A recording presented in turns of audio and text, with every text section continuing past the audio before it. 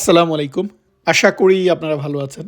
আজ শুক্রবার সকালবেলা উঠে দেখি যে চারপাশটা এরকম শুভ্র সাদা হয়ে আছে।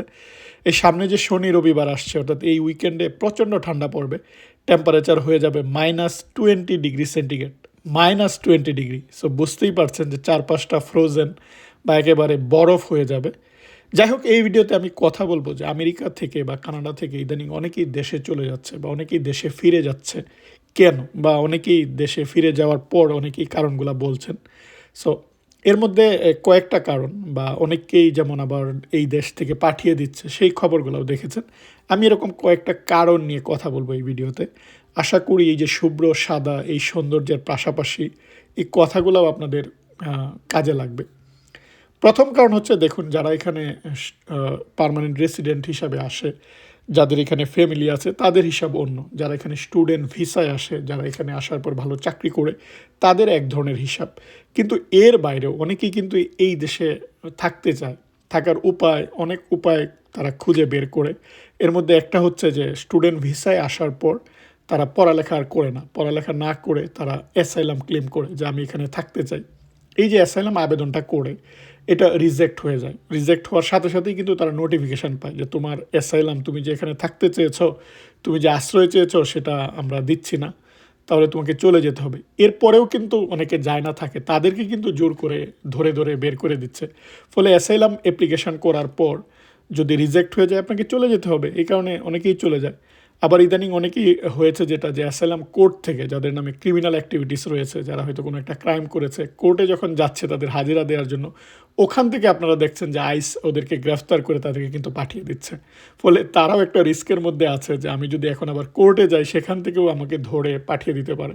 ফলে এই যে স্টুডেন্ট ভিসায় আসার পর আবার যারা স্টুডেন্টশিপ নাই, তাদের ছাত্রত্ব বাতিল হয়ে গেছে, তারাও কিন্তু আবার দেশে যায় না। অনেক সময় তারা এই জায়গাটায় অ্যাসাইলাম করে, অ্যাসাইলাম রিজেক্ট হলে কিন্তু চলে যেতে হবে। ফলে অ্যাসাইলাম রিজেক্ট যাদের, তাদের থাকার কোনো উপায় নেই।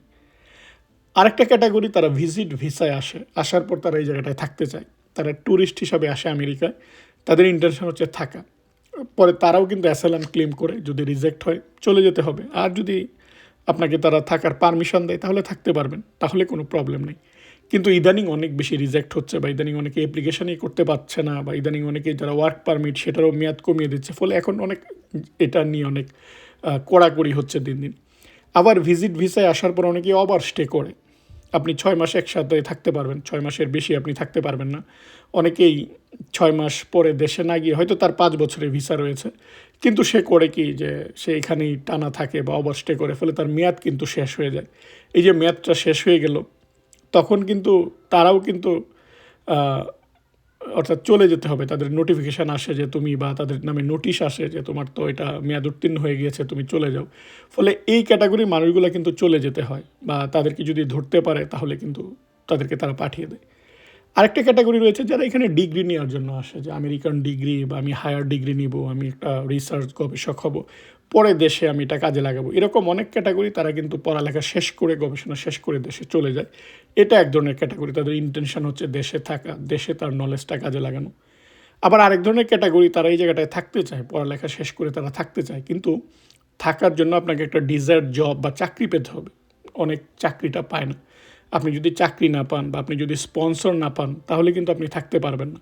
অর্থাৎ আপনার যে একটা ভালো চাকরি পেতে হলেও আবার এখানকার আপনার নাগরিকত্ব আছে কি না, ওয়ার্ক পারমিট আছে কি না সেটা দেখে।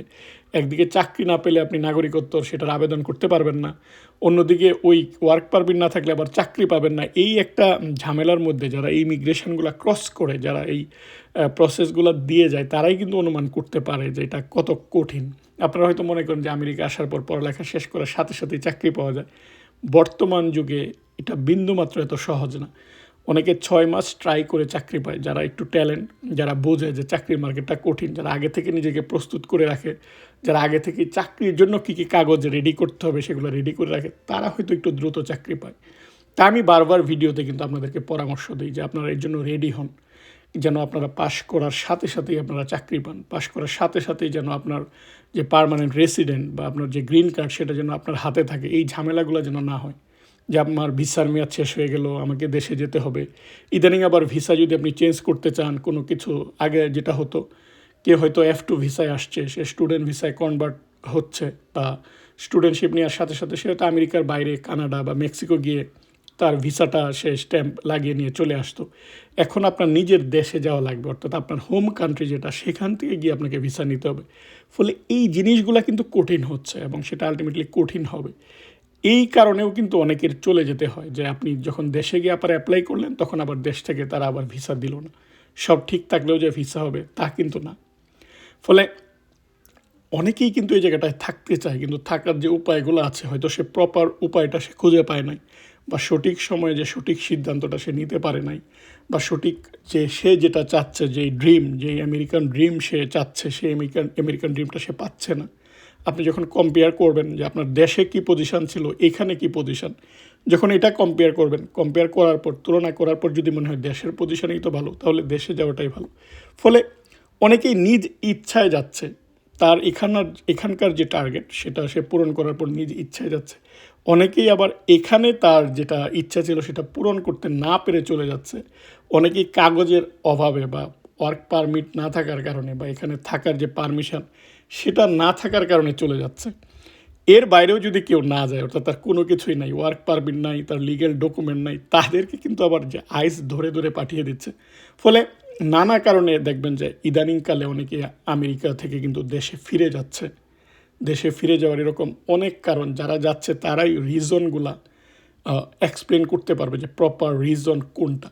কিন্তু এরকম অনেক কারণ রয়েছে, যে কারণগুলোর কারণে যে অনেকেই থাকার ইচ্ছে নিয়েই কিন্তু আসে, যে যেভাবেই আসুক তার একটা ড্রিম বা স্বপ্ন পূরণ করার জন্য আসে, কিন্তু তার স্বপ্ন পূরণ সে করতে পারে না বলেই সে কিন্তু চলে যায় বা চলে যেতে হয়। ফলে আপনারা যারা আমেরিকায় স্বপ্ন নিয়ে আসবেন, আপনাদের আগে থেকে সেই প্রস্তুতিগুলো গ্রহণ করা উচিত। আজ এ পর্যন্তই। আপনারা ভালো থাকবেন। আল্লাহ হাফেজ।